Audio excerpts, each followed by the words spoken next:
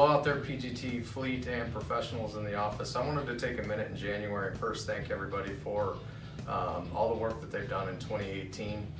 We were able to get the fleet moving and stay moving throughout the holiday season, and I appreciate everybody's efforts keeping their trucks plugged in, anti-gel working just like we talked about in the last video, so thank you very much. Hope everybody had a wonderful Christmas and a great, safe New Year. As we walk into 2019, I wanted to take a minute in January and talk about something really, really great, which is new equipment coming to the fleet. As you can see on this slide up here before you, we've got 139 new pieces of equipment coming in, and that's not counting the 50 new trailers that we have. So I wanted to take a minute and just go down through that a little bit.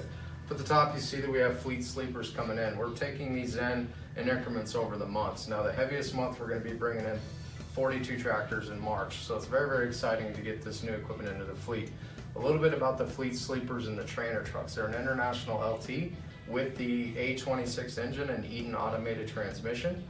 The difference between the fleet sleeper and the trainer trucks, there's a few more amenities inside of the trainer trucks for the trainers and their students, double bunk and some other accessories in there to make their jobs a little bit easier, so we're excited to get those into the fleet. The Tri-9, or is what we call the heavy haul fleet, will also be replenishing those trucks. Now those are different in that they're an international LT, but they have the Cummins engine with an Eaton automated transmission as well.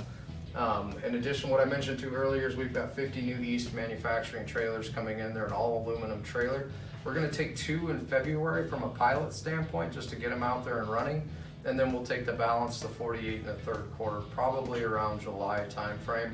What's exciting about these new 50 trailers is that they have an auto lift function on the forward axle.